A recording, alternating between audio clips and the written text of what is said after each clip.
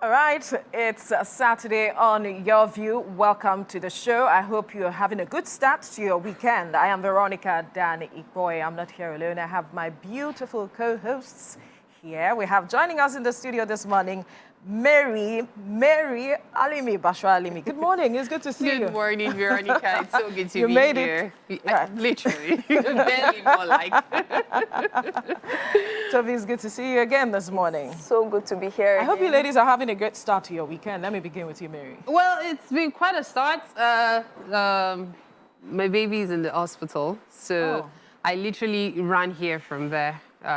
But of course, one has to do what one has to do. Right. But besides that, yes, it's been a slow weekend. From here, I'm still going on radio this morning, so Yes. yeah, it's going to pick up. It's quite a soon. heavy one for you Yes, this it morning. is. But your baby, I hope there's someone with him in the hospital. Yes, yes, his dad is. Right, Yeah. he'll get better, definitely. Amen. Amen. Amen. Thank Toby, you. how's your weekend? My weekend Toby.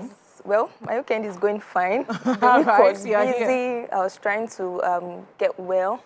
Yeah. Yes, but I'm better today. I'm Right, sorry. You can see that. Sorry. Well, it's getting up to a great start for the weekend for me. After now, I have to go house hunting again. What happened to your previous apartment? Offline. Sometimes the really? time you spend it gets over and you have to move on to something else or somewhere else. And that's what the situation is. And so But with the cost of housing in Lagos you now, can't say that again. especially when they see your face, they'll be like, this auntie get money.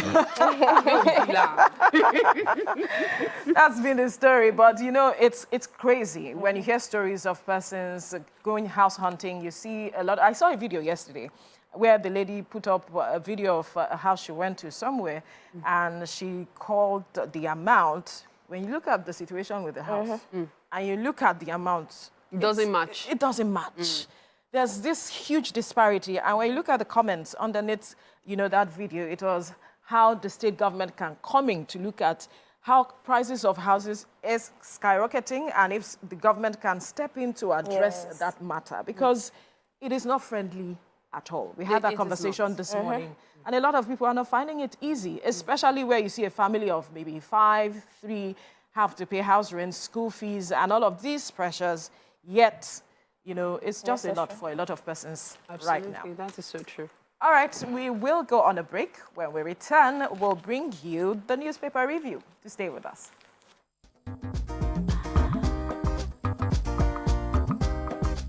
Stay tuned. Your View will be right back.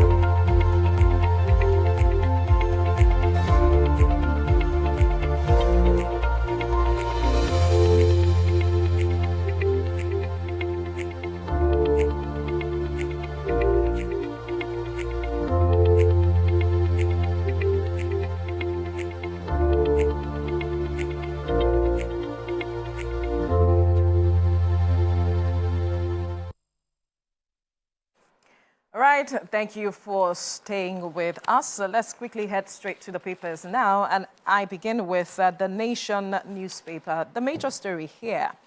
National Assembly, why APC settled for Akpabio Abbas by Shetima, that's the Vice President-elect speaking, says rancorous National Assembly will hurt Nigeria. Vice President-elect pledges to reach out to aggrieved speaker aspirants in meeting with Abbas, Kalu, others. And then you find another story here. Confusion trails Emefiele's alleged application for study leave. Stop comparing my government with Fayemis, Oyebanji tells Ekiti people. Ahead May the 29th, Buhari relocates to Glass House. Presidency movement normal for outgoing president. And then I must be president of Nigeria. Labour Party presidential candidate Peter Obi insists. And then another story here says, Labour Party crisis deepens as court affirms a Papak chair. And some of the stories here. Now, who has what story? Do you have? I have it, yes. I have a story on page 2, Okay. which says that the Archbishop of Canterbury fined £500 for speeding in London. And it's so funny because I mean, just coming from the King's coronation last week, and they were saying this in the papers. But one thing that intrigues me is the fact that this is a sane climb where even the people that seemingly have power, you know, are fined. And everybody knows about it. Nobody is above the law. Nobody is above the law. And I think that it's a lesson we must take with us as Nigerians to say that, I mean, or I'm just thinking in my head, when would Nigeria actually become this kind of state where, you know, people in positions of authority are being brought to book or being held accountable to the things, you know, that they do, and we're not just living a lawless, you know, country. And it says, the story goes on to say that it was convicted of speeding. And so in regular Nigeria, be like, Kilo, what's there? Is it not speeding? Well, speeding, juicy. Yeah. But he was convicted of speeding. And the 67-year-old was handed 3 penalty points after being caught by a speed camera in his Volkswagen Golf and then he gives us the address. And I just looked and said, Nigeria, when? We'll get there. Juicy. We are getting there. Yes, so... obviously, for someone who wields that kind of influence as the Archbishop of Canterbury, some would feel that, okay, they would just, it would be a wave of the hand and then allow him go. But then the law had to take its course. Lessons for us, actually. Yes. Then this other story, talking about the National Assembly, why the APC settled for Akpabio Abbas by the Vice President-elect, that's Kashim Shettima, was speaking. We know that after weeks of lobbying and all of it, they came up with their zoning formula over the week. And that generated a lot of reactions coming from some caucus. The North Central, visibly not represented in the zoning, were actually voicing their anger. They didn't hide it at all. And they have even gone ahead to say that we will not be loyal, considering the kind of what we did for the party during the elections. And so the Vice President-elect, Kashim Shettima, had to speak that, you see, this formula we came up with is for the interest of the nation, especially looking at faith balancing. Remember that, or recall that leading up to the election, there were talks about Muslim tickets and all of that, and that the first person, the second person, the third person, the fourth person can't be Muslims. So there has to be some level of balancing such that everybody is carried along, because of those that are agitating are still Muslims as it stands. But I hope that they will understand the voice of reason moving forward. The party is still going to meet with some of these stakeholders and consult appropriately and let them know where the party is headed. Okay, I really hope that gets resolved, because we know how these things can really escalate. Yeah. There were also reports of certain factions, especially parties that joined, that were all interested. Yeah, in, opposition parties. Yes, they broke, yes, ACN and all of it. Yeah, so they were like, they were going to stand have alone. a stake, Yes. All right, we'll see how they resolve all of these matters in the coming days. So let's quickly move on now. Before we move on, I have a story in the Nation newspaper. It says telecom operators to disconnect banks over 120 billion naira USSD debt. Now, first off, Nigerians need to be aware that very soon they may not be able to use their USSD anymore because from all indications, the NCC has given banks the go-ahead to disconnect the network providers from their platforms. As it is, the mobile network operators would disconnect if they fail to pay the debts. It was actually about 48 billion naira just in 2021, but now it's 120 billion, and it's still climbing, so to speak. So as it is, from here, it says members of the public would recall that the mobile network operators and banks had protracted disagreements concerning the appropriate USSD pricing model, which was what informed the introduction of 6 naira, I think 6 naira 90 kobo each time you try to use the USSD, because there was an issue with pricing. It was initially free, and later the charges were infused and all. So as it is, due to the inability of the MNOs and banks to reach an agreement, the MNOs in 2021 initially sought to disconnect banks, but the NCC waded into it. Then it was just ahead. It was 42 billion.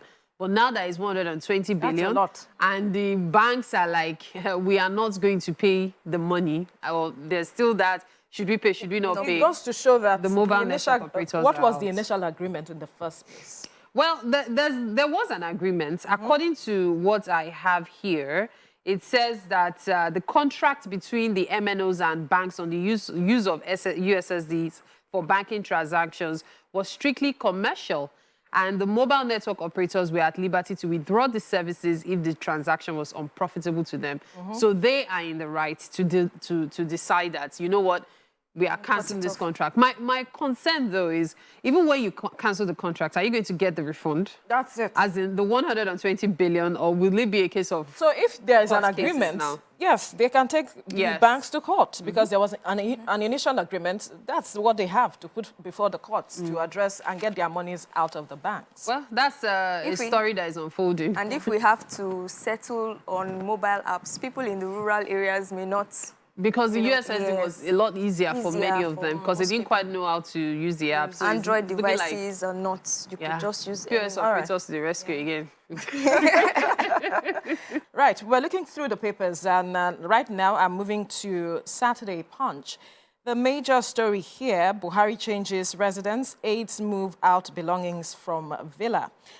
Some riders here says we won't wait for security officials' harassment before parking. The president's aide is speaking. Villa Clinic relocated to 21 billion naira presidential suite.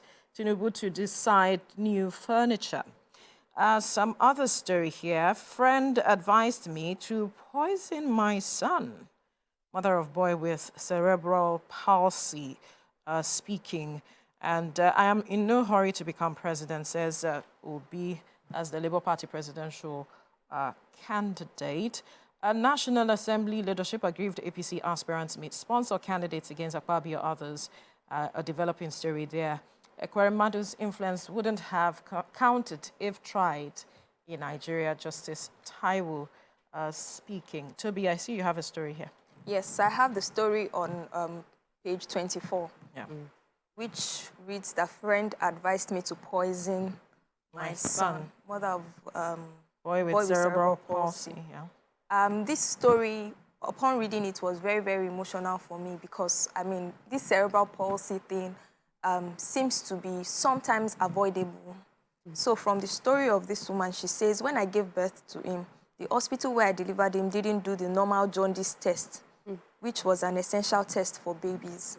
You see, so the jaundice test and a few other basic tests, I sometimes wonder why hospitals still neglect those things. I mean, even in this 21st century, especially.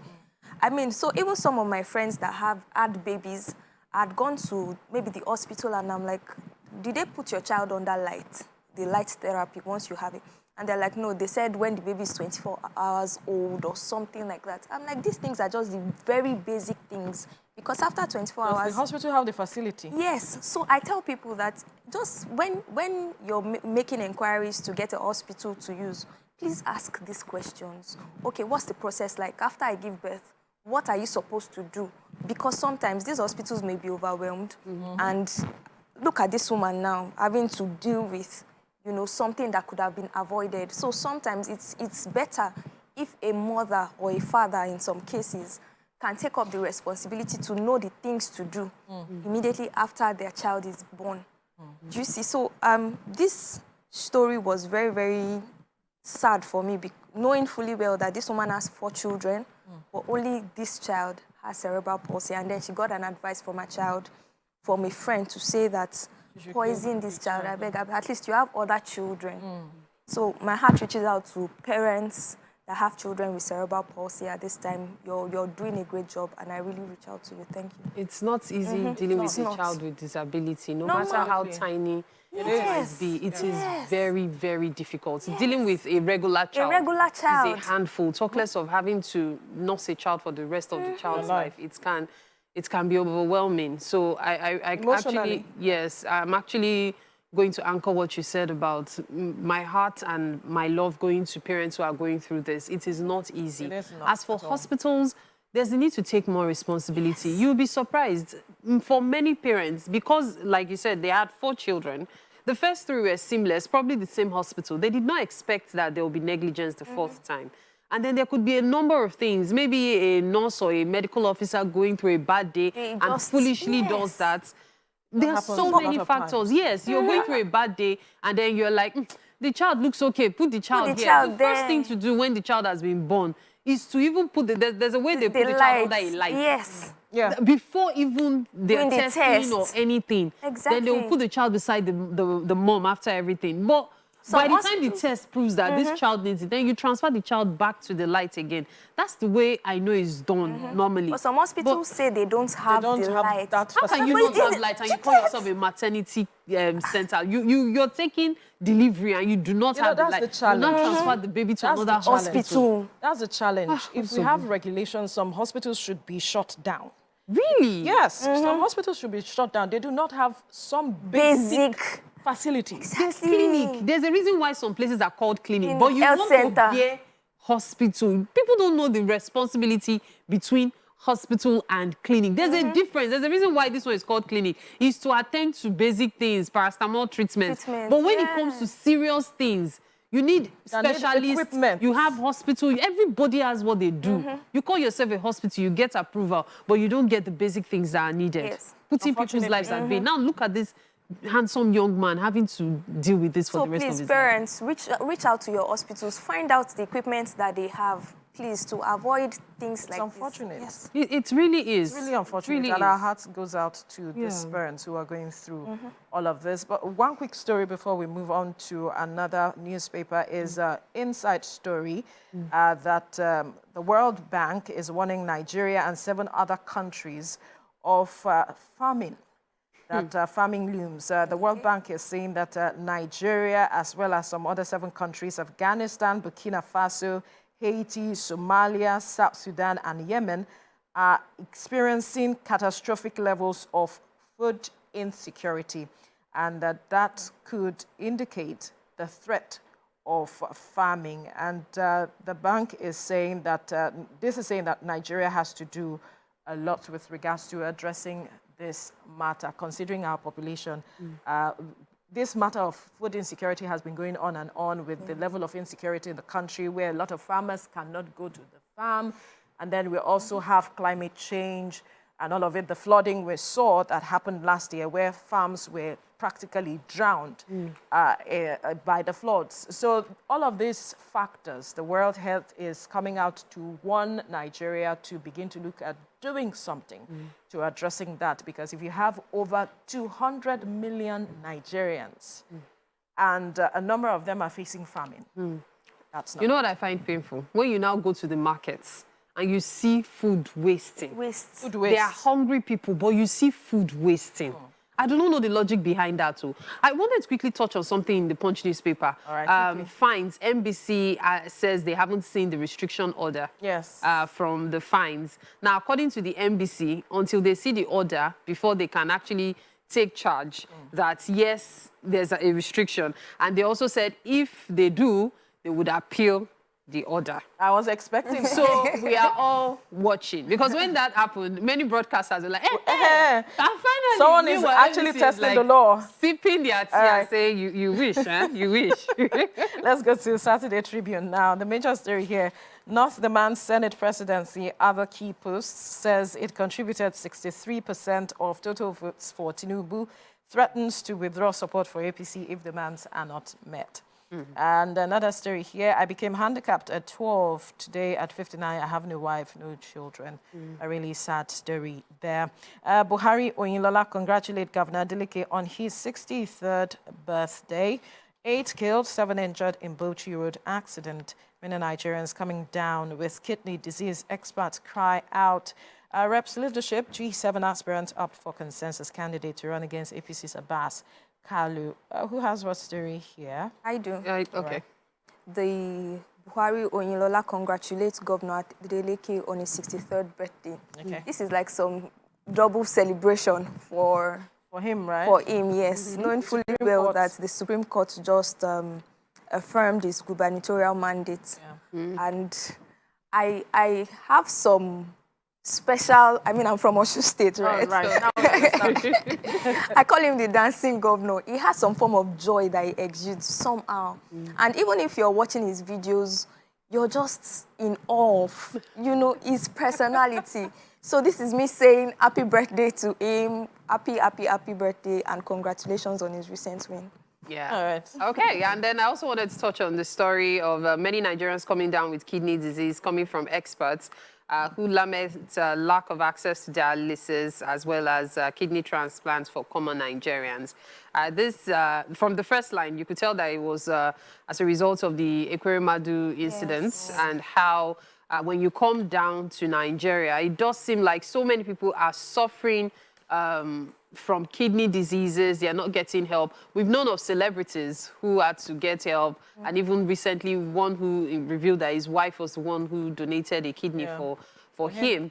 And so the cost is crazy. We must admit that getting a kidney transplant, and even before that, the dialysis, it's an expensive venture. Yet, how many people can afford it? Even beyond kidney transplants, out-of-pocket treatment For in most Nigeria. things, yes. For most things, it's quite expensive. Yes. So we have to look at that. That is why they're talking about health insurance and all of it. But how many people are under the cover of health insurance, and how far can that even take them? I learned that in Lagos State, it is now compulsory to be under one form of health insurance or the other. So perhaps people might want to take advantage of that. Health insurance, people do not know the advantage. You pay a fraction and you get something larger in return. And the reason you're able to do that is not rocket science. It's just because they know that for every 100 people that pay, maybe 2 or 3 would require that much services. So the money from others are also funding yours. So please, let's try as much as possible. Like National Health Insurance Scheme. It's important. Pay next to nothing. All right, quickly before we leave the Saturday Sun, I have this story. 2023 polls, 24 deaths, 238 cases of violence recorded. Kimpact Development Initiative is reporting. It's a post-mortem of the election, and it says that 98 of the total reported cases, that's 24 deaths, 238 cases of violence, happened in February, while 140 were in March, just to give a post-mortem of what happened. Then the final paper we have here is Saturday. Can I touch on the Daily Sun before you move on, though? I just want to mention something I saw, a special report on youth taking to gambling to survive the times. Even when you are very unlikely to win, there's still that thrill of, okay, let me even try my luck, which is what many youth call it. And so you see a lot of them spending so much money on lottos, on betting. And then when you're betting so much, at the end you're getting little. And then some fall into the traps of fixed betting. You pay a fortune for fixed betting. And then you see people using their school fees that their parents went through a lot to get, putting it in betting, and then they are dropping out of school because their parents are like, you're on your own. Where do you expect me to get a refund? Or people using their rents, looking for the imaginary funds that is going to come out from this. It's a scourge that is biting and sinking deeper. People are overlooking it, looking at like, is it not betting? But this is a scourge that is taking over. And it's taking over in a bad way because people don't know limits. It's a sad one because they keep hoping that they will make money. People are looking for the easy way out. Get rich quick. To make money. That's why they keep spending so much without realizing it. And not achieving anything. So most of these companies, it's set up as a kind of like, okay, side way to just, engage yourself, laugh, see if you can get a little extra. But instead of people betting responsibly, they're doing it And the then wrong question way. will You be, put what in is so betting much. responsible? Possibly. You put a limit. I believe that should be betting So what's responsible. the You should know limit? that, okay, let's say your income is, say, 10,000 a month. You should never bet beyond 1,000 a month, for example. Well, some people think that else? once you put in more money, you get more money or you something get more like That's what we're chances. talking You get about. more or more chances. it's more There's chances. no limits. Which chances? Okay. Which That's what they believe. It's as easy as walking If on your the chance curb of in Nigeria winning and getting is bashed by a increased, car. that's what they think. They feel that your chance of... Anyway, let's You don't go want to to do the that final to yourself, please. You don't. Believe me. Now, Saturday Vanguard, the major story here, Northerners on APC grant us National Assembly leadership or will withdraw support for a party government. Says demand not negotiable as not in charge of executive judiciary. Tinubu may delay NAS proclamation over Akpabio Abbas. Then court jails 61-year-old cleric for impregnating 16-year-old. Wow. A really sad one. And then May the 29th, 5 Abuja residents asks court to stop Tinubu's swearing in, 6 restraining order against CJN. Telecoms operators disrupt banking services, withdraw USSD services to banks over 120 billion naira debt. All right, insecurity, 1,230 killed, 658 abducted in 3 months. A report is saying this. Who has a story here? You don't have a story here? I do not. Okay, just let's perhaps just look at this matter of insecurity. Earlier, we mentioned the report of WHO talking about, I said WHO, World Bank, talking about a looming famine. And this is some of the reasons why we are seeing what is going on. 1,230 people killed in 3 months. And then we have 658 abducted in the same 3 months as a result of insecurity. And we recall that when this government came in, one of its key promises to Nigerians was to address the matter of insecurity. Yes, And, that was even the key one. Because we had issues with Boko Haram and the rest at the start. Right, yes, we did. But it promised that they were going to address matter of insecurity, corruption, and the economy. These were the 3 key issues that they promised Nigeria. Unfortunately, we are still seeing the number of persons being reportedly killed and the numbers being abducted. But the president, you must give to him that he made some level of improvement with regards to equipment, buying equipment and all of this.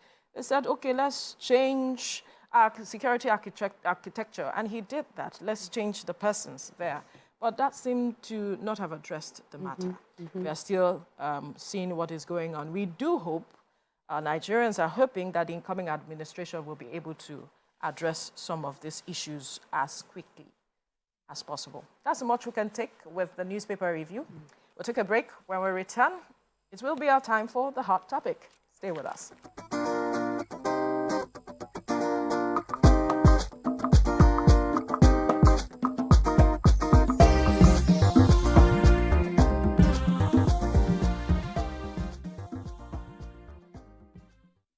All right, thanks for staying with us.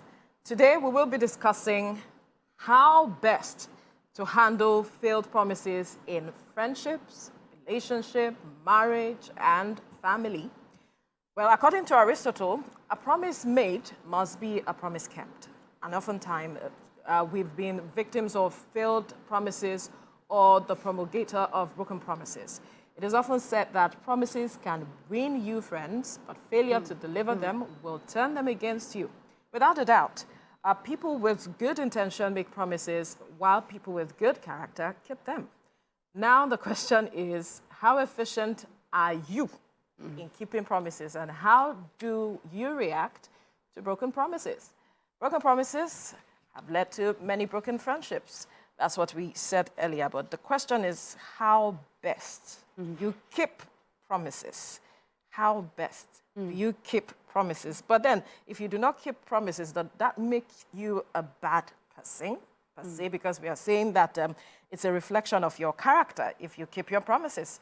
But then you can join the conversation and call us on 081-270-53687 or 091-390-76948. Or you can tweet to us at TVC Connect using the hashtag YourViewOnTVC. have you broken, I will begin with, have you broken any promise that you made, Mary? Have you broken Me? Yes, I'll begin with you. Have I? Because your eyes is looking like someone that has broken promises. So, yes, I've broken a few promises, even vows. Why? Because life happens. What is this life that Because happens? life happens. So you know how you have, as you mentioned earlier, good intentions, but then things happen that make it impossible to carry out those good intentions. It could be just about anything. Maybe you promise to get someone something. Usually, what causes me not keeping my promises is I forget a lot. You forget you made a promise. Babe, I can forget my own hair at home. Like, that is Wow, one, like, wow, Mary. trust me, if I tell you what my mom used to say to me, we're going to shut down now. So, but I forget a lot. So usually it's not because I do not want to keep it. So it's not intentional. It's not intentional. So when the person reminds me, in most cases, I try to remedy it. But if it's, okay, I've actually, and this is an apology, I've actually missed 2 weddings before, and I was the bridesmaid in the weddings. No kidding. So it is that forgot? bad. I forgot. The first one, I got called on the day of the wedding. Apologies, Anthony. And it was a sister's wedding. Shocking. I'm not joking. It was a sister's wedding, and I got called, and where are you? And I'm like, where am I? I'm in church. It was Saturday morning, and they're like, today is the wedding. Which wedding? Ah. I was now asking, before I was now told that it is his sister's wedding that I had bought clothes for, done everything for. I didn't even turn up the previous day, but they thought I'll come the proper day. That was one. The second one, Tina Share. Again, I'm sorry. Tina's wedding. A close friend of mine, we used to work, the law firm I was working on was just directly on top of hers.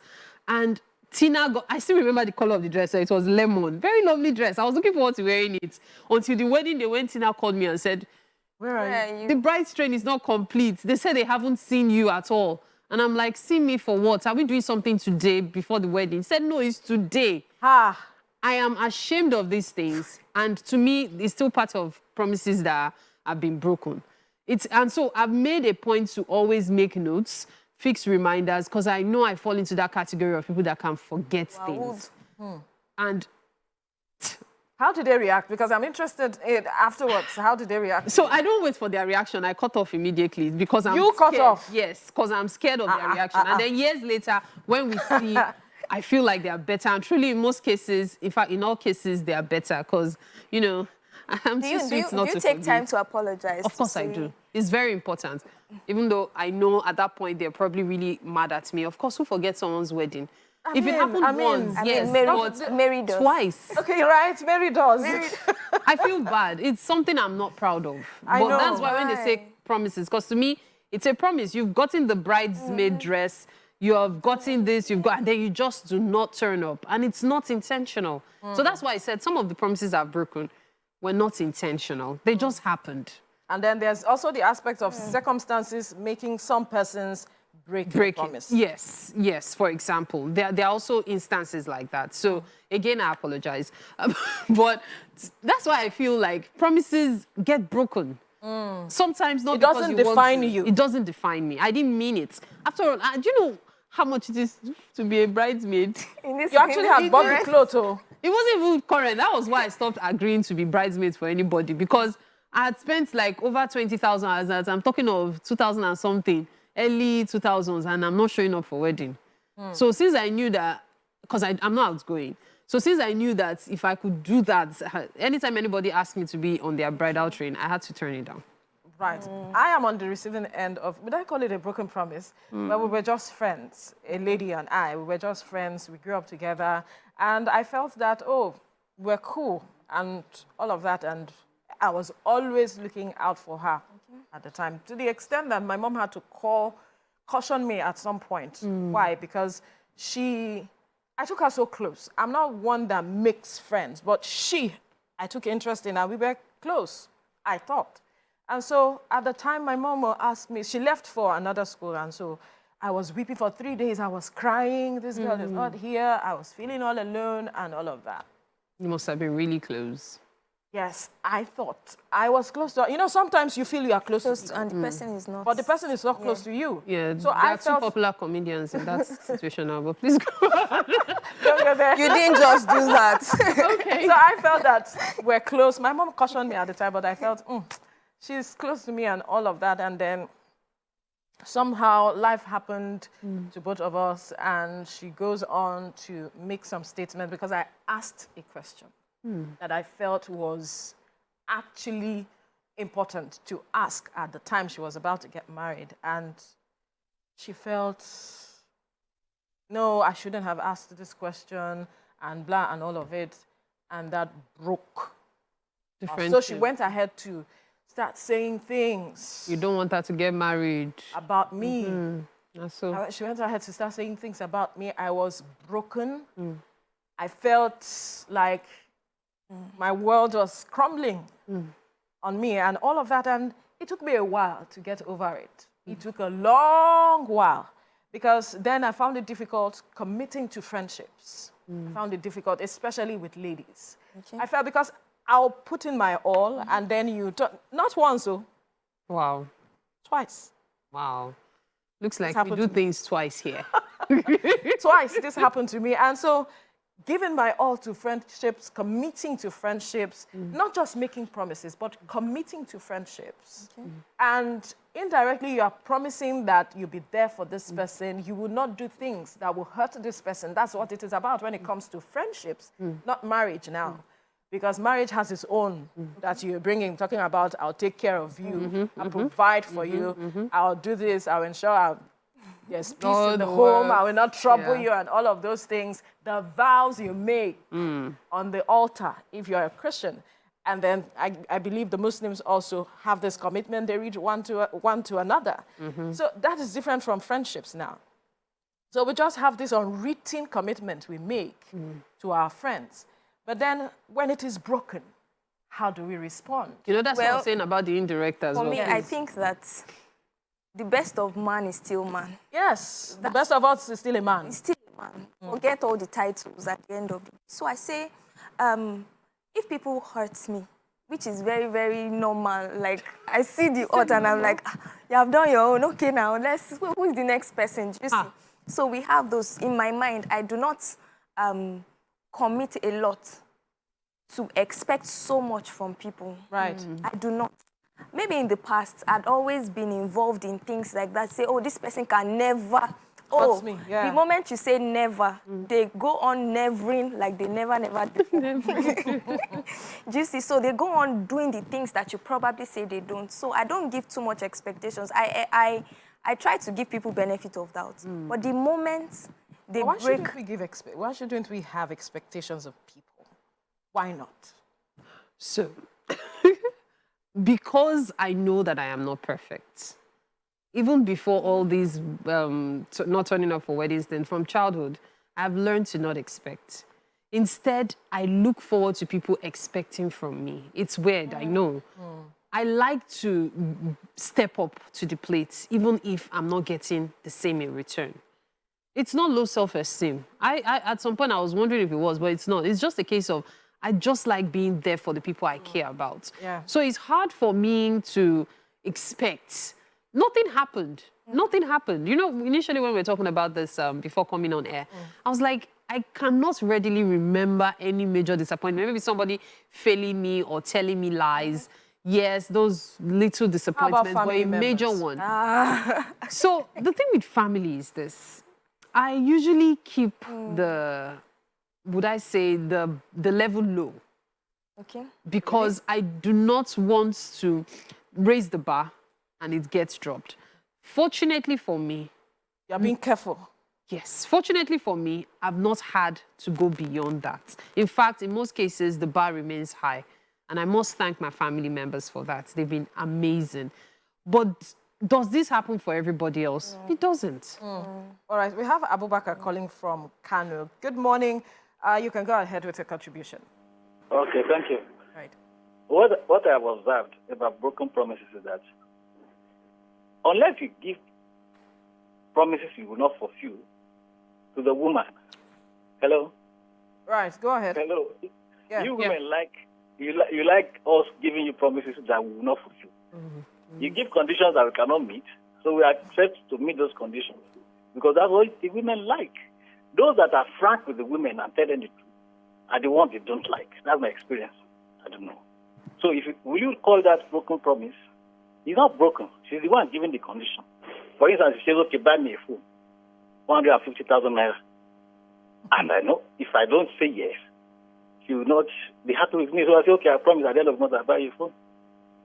And then we continue the relationship. At the end of the month, of course, I know I will not buy it. But that's how to keep her close. So why can't you just tell the person that he cannot, he can't afford it? It's just a simple conversation. Were you aiming to get something at that point? She'll stay away. She will stay away. So why can't you just be open? Exactly. I've just answered you. I said she will stay away. The person will stay away. And then why don't you let the person stay away? Why don't you let the person stay away?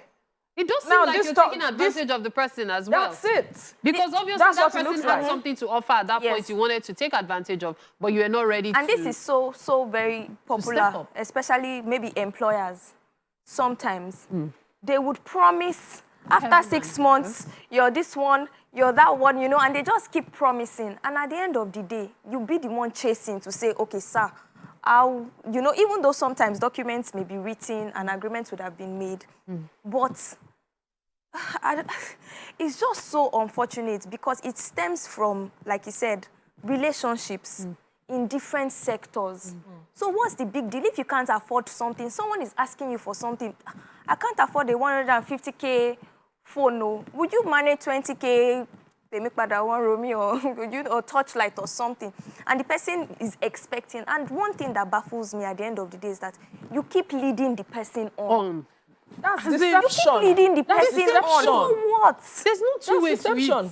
So why are you not being open? Yes. Why can't you just be open to let the person know that, okay, I cannot afford this, or is it an ego issue? Perhaps. It might be an ego, but at the end of the day, you will still have conflict with that person when you say you cannot. Because the person will still get to know Because that you did not afford it. So why are you telling lies? I hear a lot of, you have to form it or else the girls will not come after you. Why don't you go to the girls that will still want you with what you don't have? Must you go for the one that does not want you if you are not up to a certain standard? Right. I hear a lot of these things and I find it really appalling because I feel like so many people feel entitled. And it's that entitlement that is the problem. You feel like, why should I not have it? Why can't you be my girl? Why yes, I can't afford you. Okay, let me borrow. What are you feeling like? What are you feeling like? I will show you that I'm the boss. You're not the boss because you're still not up to the standard. At the end of the day, and this goes both ways, male and female. You're still not up to it. You borrow clothes, you borrow shoes, you live a fake life, you're on loan, just because you want to live with the Joneses, keep up with the Joneses. With Joneses, the Joneses that are depending on loan in the bank, but because you don't know, or the Joneses that already have family inheritance, that they have backup, you are doing what you cannot afford. Then you now say, the person hurts me. Which hurts? But you know, sometimes some people say that when you're doing this, you're probably packaging for where you want to be in the future. Yes, some people say it. Some people do not get to that point, so some people do not make it to that point. Let's quickly take Williams calling from Akwa Ibom. Williams, good morning. Go ahead with your contribution. Good morning, ladies. How are you doing? Very well. Very well, thank you. All right. Okay. I think talk about promises and broken promises. There is no perfect human. We are not. Could you speak up a bit, please? Hello, can you hear me now? Yes, better. Thank you. I think human. We are not perfect. We are not perfect human. There is no perfect being. So you are bound to be broken promises and keeping promises. Hello, can you hear me? Yeah. Yes. Yeah. So the truth is, you must have to be yourself. That in this line of being promises, because you want to keep friends, you want to keep relationship, and you keep on making promises that you can't keep, you must come real.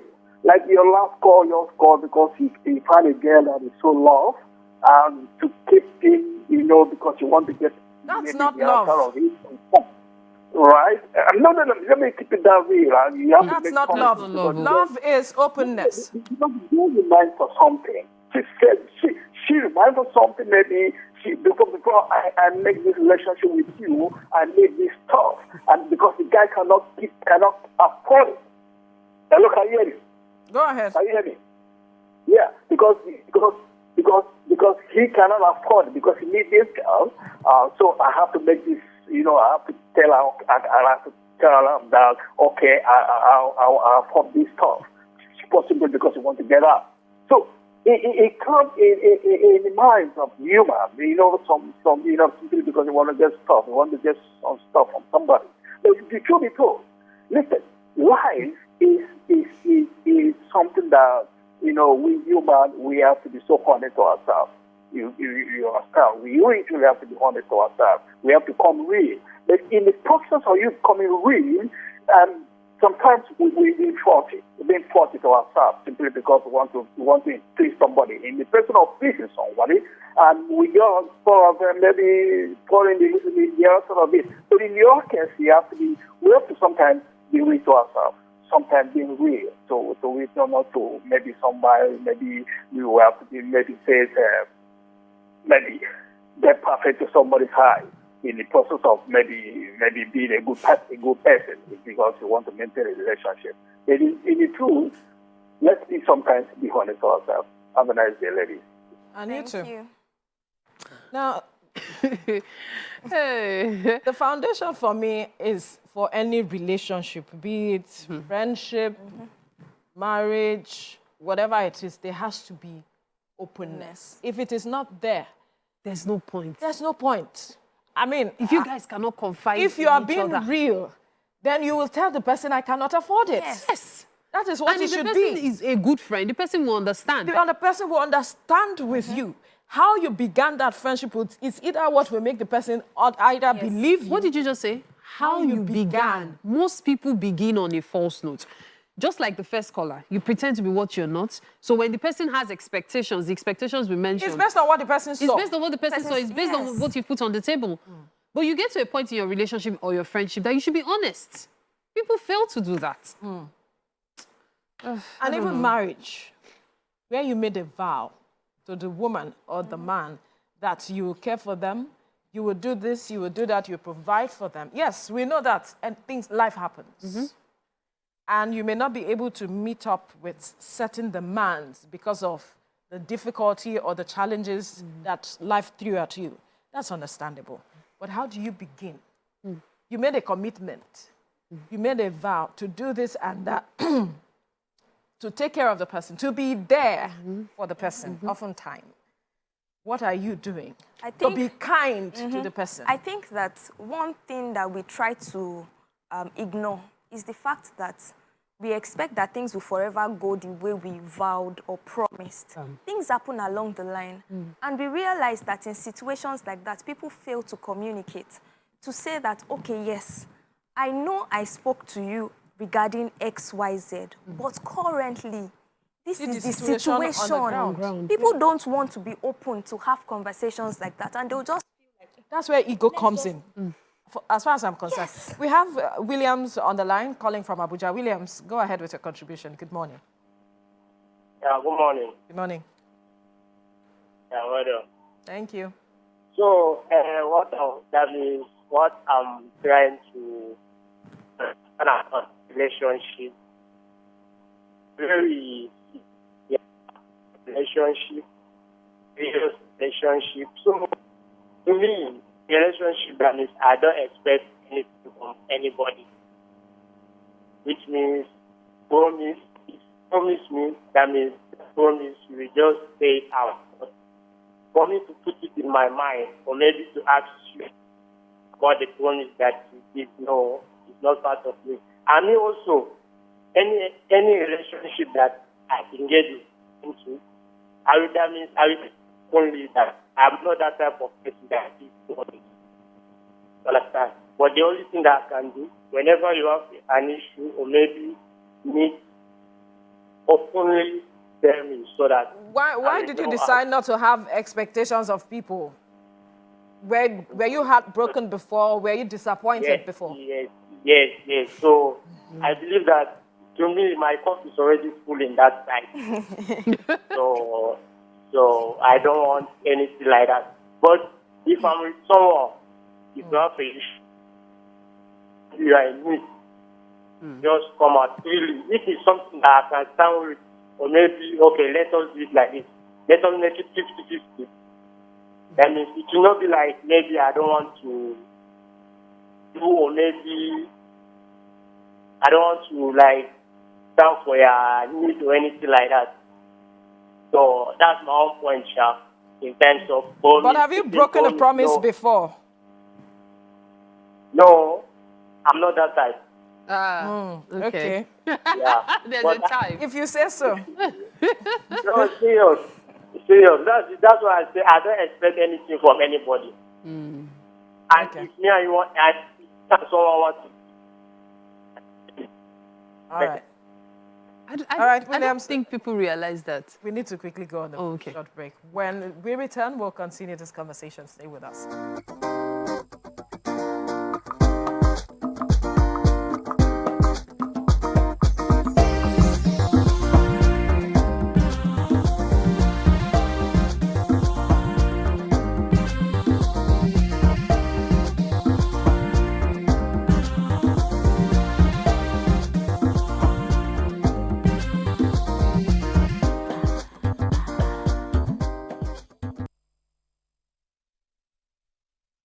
Right, thank you for staying with us. Before we went on the break, we were talking about broken promises. And Mary, you wanted to talk about Entitlement mentality. And I wonder at what point promises actually, expectations become entitlement. Entitlement, yes. Because I hear a lot of that, especially on social media. I see a lot of stop feeling entitled. And when I read the first story, I'm wondering, is this entitlement? You made promise of 500,000 to somebody. You cannot fulfill it. Instead of apologizing or DMing the person that, sorry, I won't be able to do this, so please, as Yorubas will say, keep it to yourself. You instead go after the person when the person is asking you for it and you say, you're feeling entitled, I'm going to cancel my promise. So I think bottom line, on both sides, if you want to make a promise, be open about your promises. And do not feel entitled when people cannot deliver on their promises. Circumstances surrounding them may not have allowed them to deliver at the time that they promised. So you can have that conversation between the person who promised and the person that was being promised. Yes. Have that Communication, conversation, and it has to be as open as possible. We need to quickly move forward. Then now we need because to of- excuse people. Right. We need to quickly move forward now. Well, moving on, the National Youth Service Corps, that's the NYSC scheme, turned 50 this year. And today on the show, the Director General of the scheme, Brigadier General Yushau Ahmed, will be joining us to speak on the scheme's achievements in the last half of a century. The challenges, low points, high points, work in progress, what the current management is doing to uphold the founding fathers' decision or vision for the scheme. We must thank you, DG of NYSC, Brigadier General Yushau Ahmed, for joining us. Good morning. Good morning. Good morning once again, and good morning, viewers. Right. Congratulations on the 50th anniversary of the scheme. One would say that's a long time coming for the NYSC, but quickly talk to us. If, from your point of view, the scheme has been able to achieve the vision and the purpose for why it was set up. Yeah, thank you once again. And I think the scheme has actually justified the philosophy behind establishing it.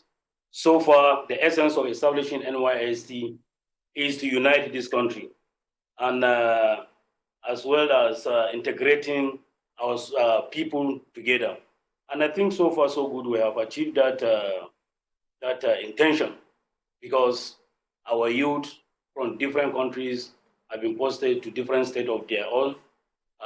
You remember on 1973, the first set of core members posted were just 2,364. They're to different state of their own. And I think so far we have achieved that unity among ourselves. So many core members have settled in these areas aside of their own states. They have established families, businesses across the country. Aside that one, you look at the education sector. From inception to date, when you look at the education sector, till today, the core members have continued to give their immense contribution, because take away NYSC today, most of the schools that we have may not function well. the contribution of core members is actually huge in terms of educational sector. When you go to the area of health, the primary health facilities in most of the villages or local government, you will discover that it is the core members that are managing these health facilities. Today, if you take any core member posted to any state, you say I'm redeploying the core member. Sometimes you receive calls from both commissioners of health, commissioners of health. You receive call from so many stakeholders in so state that you are relocating a core member from their community because of the immense contribution these core members are giving. So the same thing if you go to the area of infrastructure. So many of these core members have carried out CDS, Community Development Service, where they construct some toilets in the for the community. They construct toilets in the schools, in the dispensary, in the hospitals. In fact, they carry out some of these infrastructure facilities. In some cases, where I have seen a core member who constructed road in the rural areas, particularly in something like in Abuja, a particular core member constructed road of a considerable number of kilometers just for the local community that doesn't have road before. But because of the service, they sent him there, and he's a well-to-do somebody. He has decided to take that as a challenge. He opened up the community. So in various areas of endeavor, these core members have continued to do their best. Take the issue of entrepreneurship. NYSC have created a lot of entrepreneurs where through the skill acquisition entrepreneurship program. Today, we have on record over 800,000 core members after service that have established their own businesses across the nation. And they have become independent and self-reliant of themselves. Not only being self-reliant, but they have become employers of labor.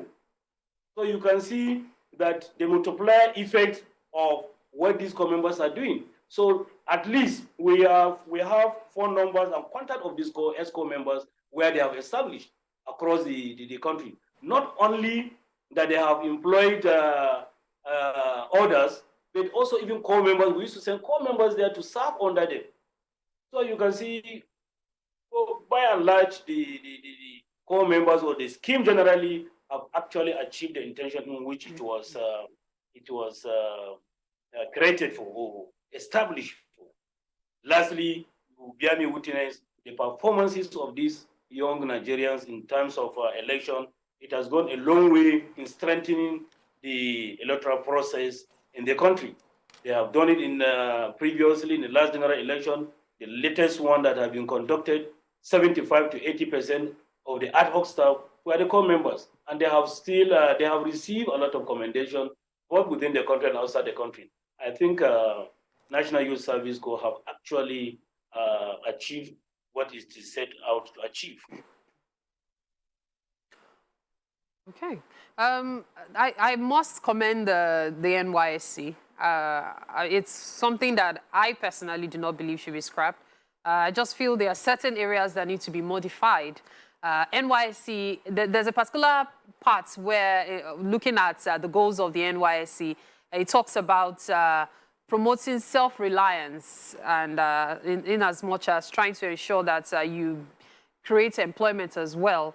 And it makes me wonder, you mentioned how when people go from place to place, they're able to also explore and create opportunities themselves.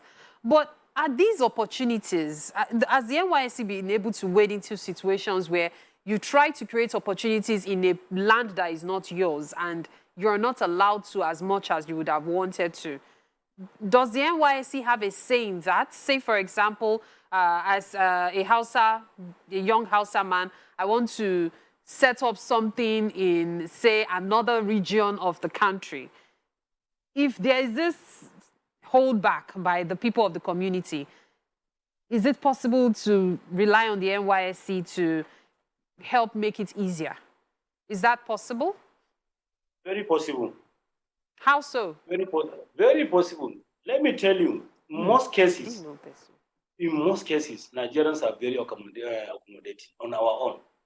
Most of the problems you see people mention, maybe not having opportunity or having issues, you're coming from this area, you have this, and mostly a hearsay, particularly from elites. I bet you, I am a product of NYSC. I serve. just as you did. Yeah. Let me tell you, by the time you go to areas that are different from your own, you will believe with me, the people there are accommodating. Me, I have seen it live. Today, you see me, born and fed indigenous of Kaduna State, born and brought up in Kaduna State. But my second home or my second state is Osun State. Particularly in Ire, the good people I met in that place are so accommodating. I never thought that could be possible. If today I had wanted to settle and remain in that part of the country, I would have remained. And so if you go all over, that is how it happens.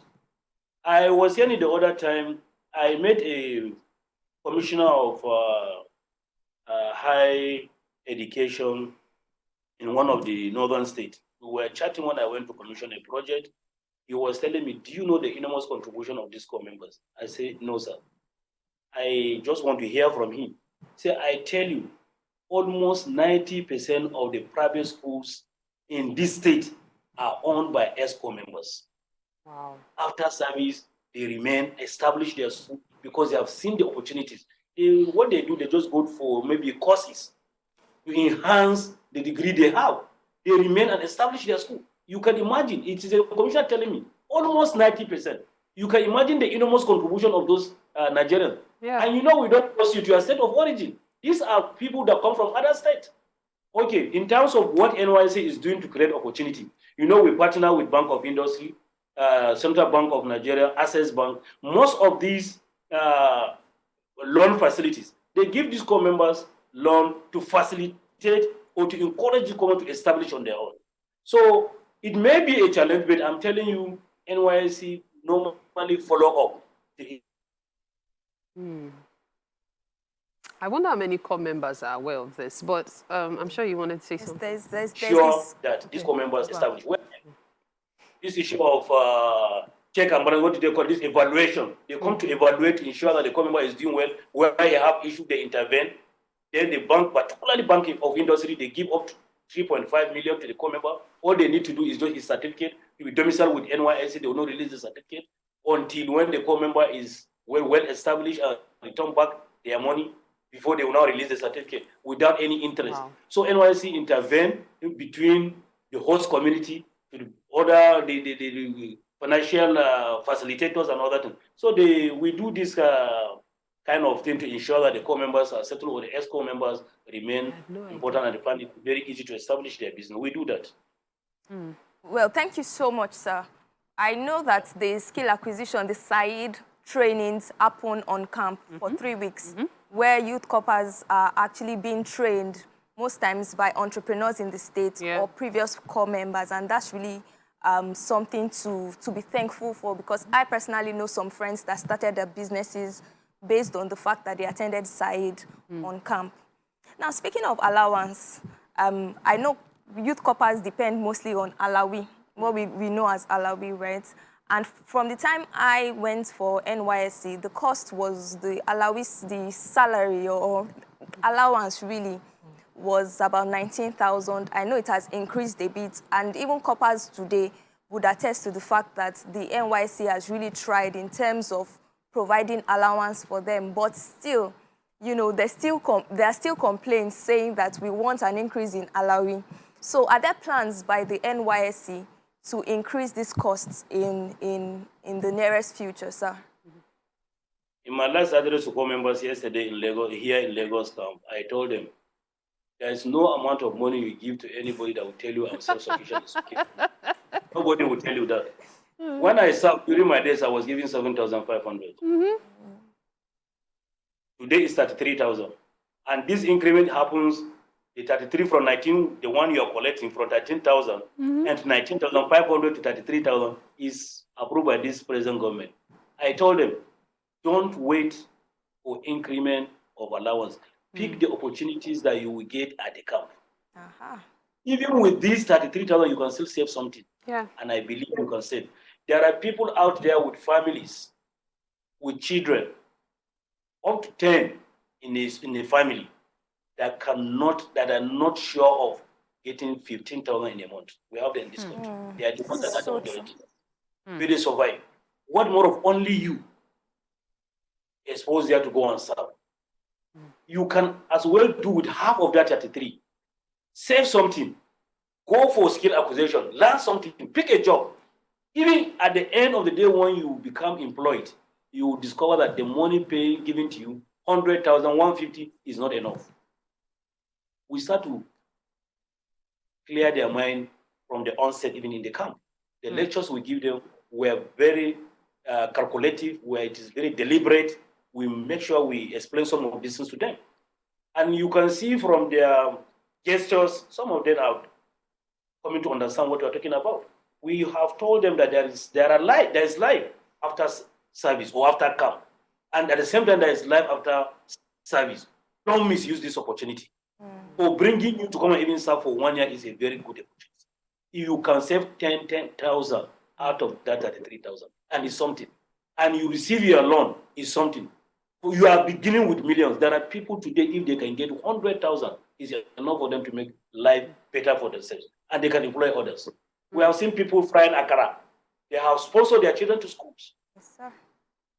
So I have told them they are well aware of some of these things. So the issue of increment of allowance, till the end of your life, you continue asking for increment. You will never be self-sufficient. But get something and be doing for yourself so that you can take care of your problem. So even the workers, we that we are working today, we are receiving salary one way or the other. Those that are serious, you ensure that you have another thing, at least things that will not distract you from your office work, but at least you must pick something that will contribute to whatever thing that you are earning. So that we have already made it clear to core members, instead of always going to ask for increment of allowance. When the opportunity comes for increment of allowance, definitely it will come. When this government increased this allowance, there was no deliberate effort to insist on the increment of this allowance. But the government, when they see that they have increased the civil servant allowance, they have decided on their own to say, these are graduate, let us move their allowance upward. I believe whichever government that comes, when they do similar things, they will definitely remember the core members. However, their welfare, security is always our concern. Right. As much as there's so much that the NYSC has achieved in the past 50 years, there are those who still do not think that the scheme has done so much. They think that it has outlived its purpose. What do you say to them? It's either they have not served, or they wanted to serve, they have not gotten the opportunity to serve. But I doubt if any meaningful Nigerian that have gone through service. As of today, we have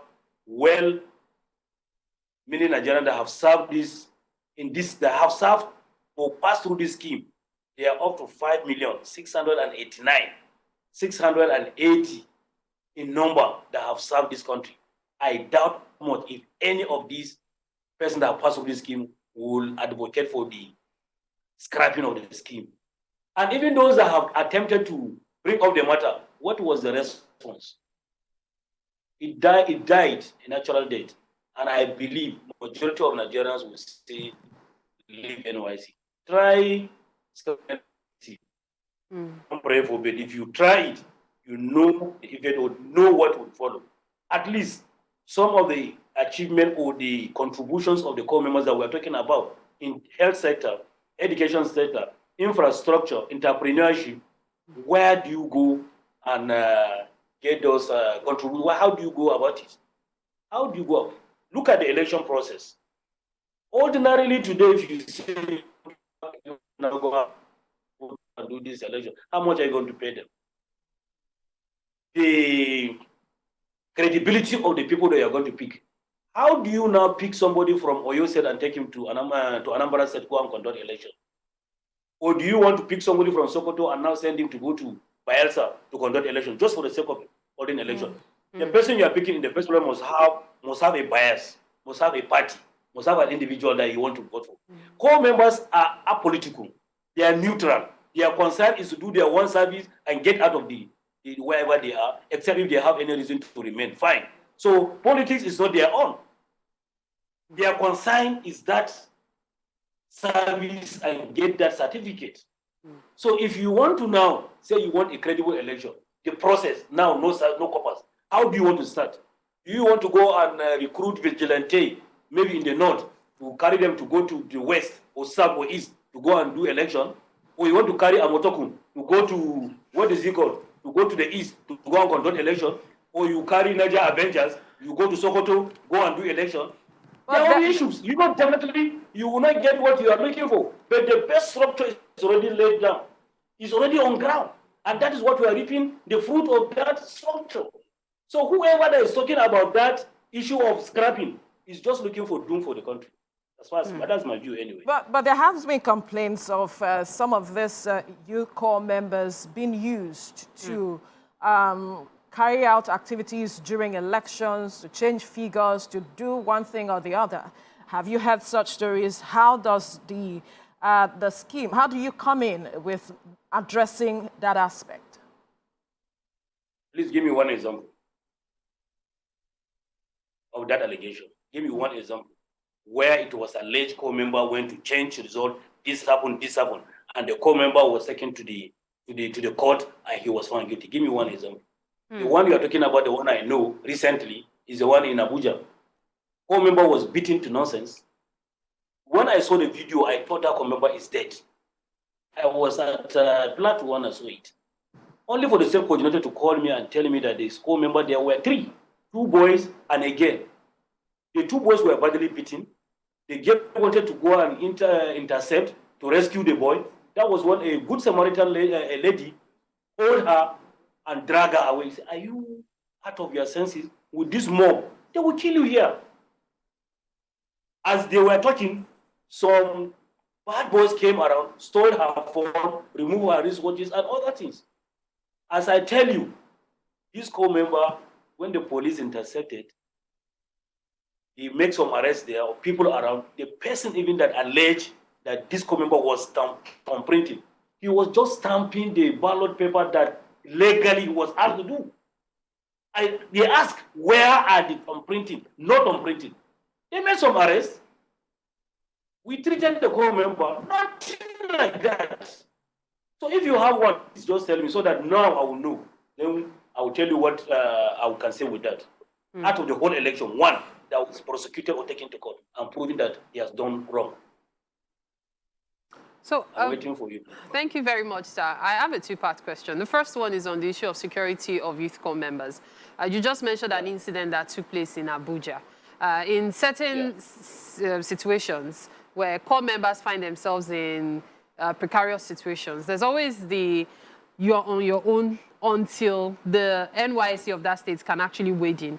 But what is being done in between to ensure that these corps members are secure? There used to be a time when you being a corps member, everyone around takes responsibility for you. So much so that if something goes on, they say, leave that one, is a copper. Or leave that one, she's a copper. But it's no longer the case. Coppers are now being treated like no exceptions. And so you wonder what is being done to ensure that they are safe wherever it is they may be posted to. The society keep evolving. Situation keep changing. Unlike those days when we served, they see you in uniform, you are a no-go area. Yes. I quite agree with you. We have let me say benefited so many things with our uniform.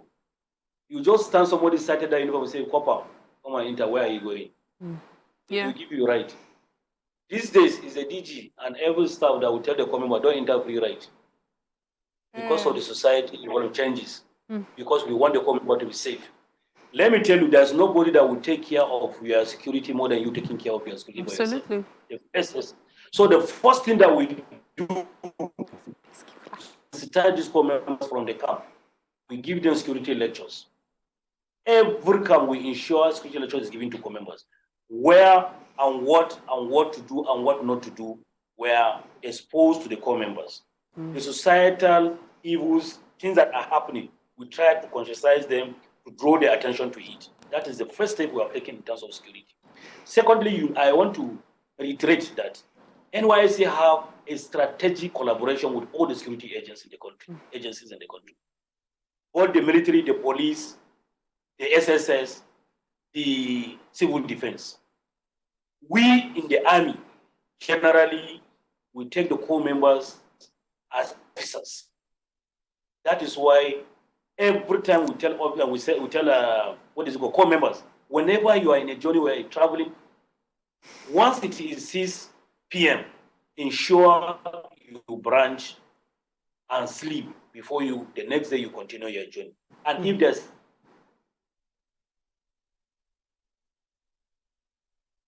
You're just speaking to the matter of security of any barracks, members. any military barrack, Antonio Park, it's your soccer home. And that is why, we have soldiers club, we have officers' mess. If your copper comes today to serve in the military, I'm telling you, he is entitled to go to the officers' mess. That is why they are being treated as officers. That has not changed. It is part of our regimentation. So wherever they find themselves, that is very okay. So the step we have taken, that strategic collaboration with security agencies is there. The recent, the last general election, when we had some issues in some state, particularly where our core members were kidnapped, you will be aware that both Army, DSS, police, we were on that matter. Nobody has arrested. Army throughout sent troops into the bush to look for them, along with the DSS. The same thing with the police. Nobody arrested until those core members were rescued and brought back. 2 days after that one, another one happened in a contiguous state. A core member was just traveling. Unfortunately, she fell into the hands of all these attackers. What happened? She was so smart enough. She went into her Google and gave us her location and sent some of the conversation. Even the disposition of the attackers, she was able to do a little video of some seconds and send to us. It was that video and the location that we were able to send to the army within the state. I'm telling you, in less than 24 hours, they were rescued. That girl was rescued. Safe. So, in terms of security, we're doing a lot. And the security agencies are always on top of the situation. The last interview I had, I told you, when core members in Sokoto wanted to go to Lagos, there was this issue of weather problem. They spent 3 days at the airport, unknown to the state coordinator. Until when this information came to him, he quickly alerted me. I said, what are you waiting for? The next thing is that he went to the brigade within Sokoto. He informed the brigade commander that they need security. He has talked to the parent of these children. They formed group in Lagos. They were all going to Lagos. When he called them, they said, yes, they asked them to wait there because they prefer them to travel on the air because of the security problem. He said, okay, since the issue of weather cannot be resolved now, they can't continue staying at the airport. We want to provide them with security down to Abuja where they can move back to Lagos. They said, perfect. They agree with that situation. And Army provided that security from Sokoto down to Abuja. Oh, wow.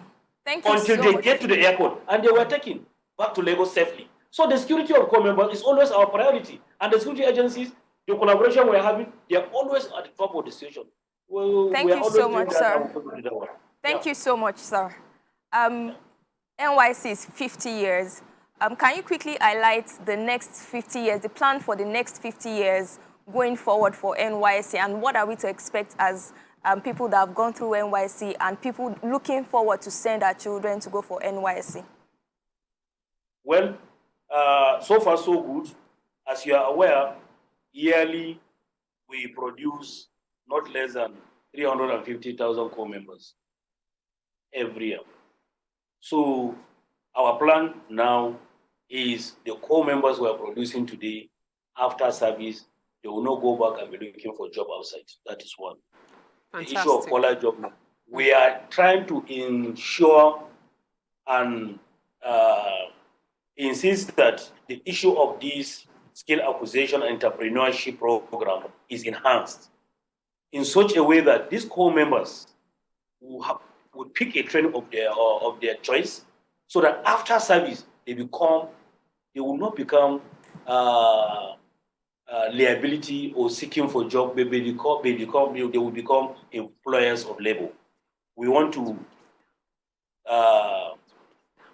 ensure the training we're giving, the income training that you mentioned, the income sensitization, entrepreneurship training we're giving to the income, and then the post-camp. It doesn't end at the camp. We have post-camp training. That is where the rigorous training even take place. So we are trying to ensure that we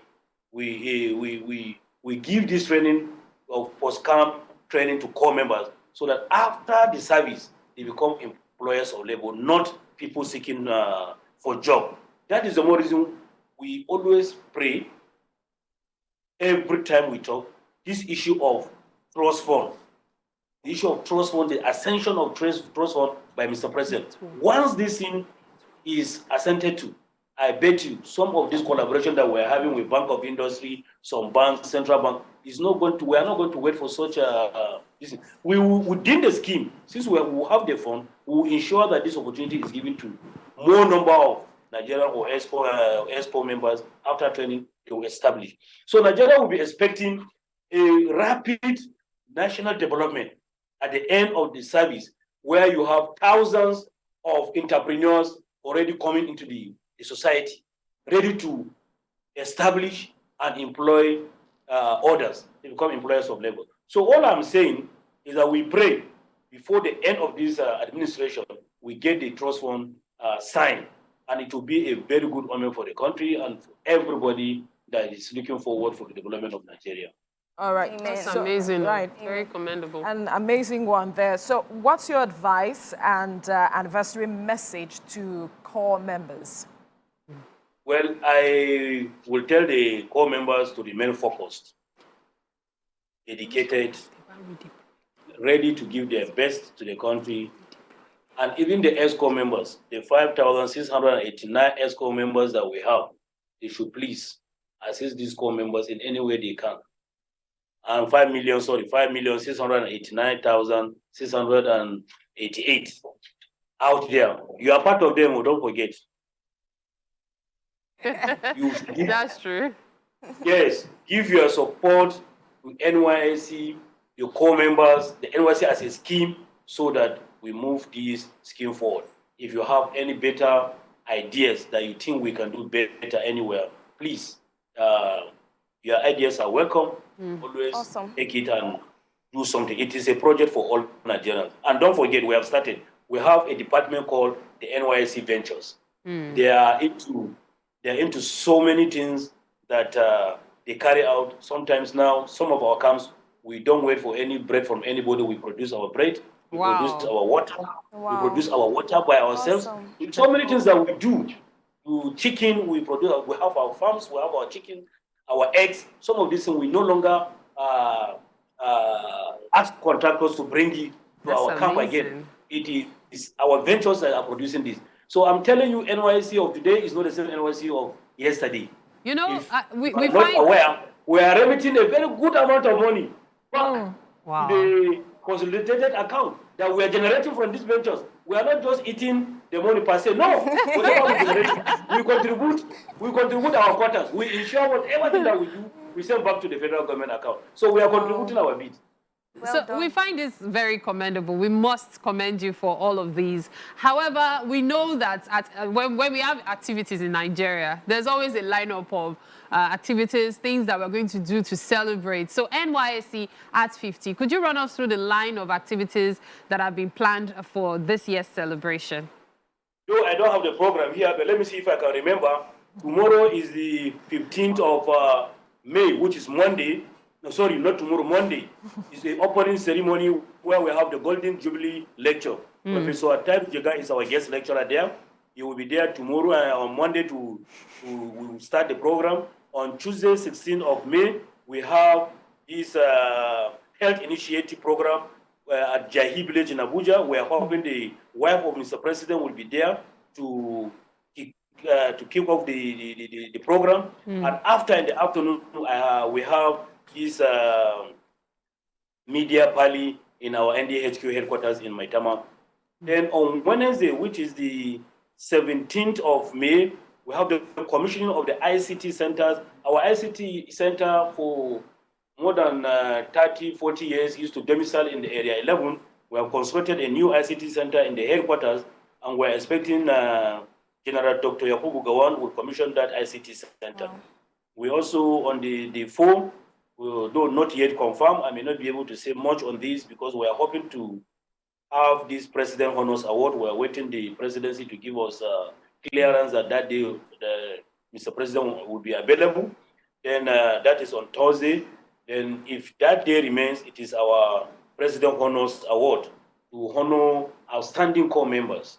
Then on Friday, on the 19th of May, we have Jumat prayers and novelty football match. The Minister of Youth and Sport Development team and that of NYSC team. We are going to have a novelty match. Then I think on Saturday, if I can remember, we have the award night. The NYSC have set some individuals, outstanding individuals in the country who have done well for the scheme and the country within the scheme to award this individual. And we're expecting that the SGF, Boss Mustafa, to commission and to be the guest of honor in that occasion. Then on Friday, on Sunday, we have the Thanksgiving. That is on the 21st of May. We have the Thanksgiving. At the end of everything, we go to church and pray to God for everything that has given NYSC 50 years to date. I think those are the brief breakdown of the rundown of the activity that we have for the anniversary. Wow, makes me want to be a copper again.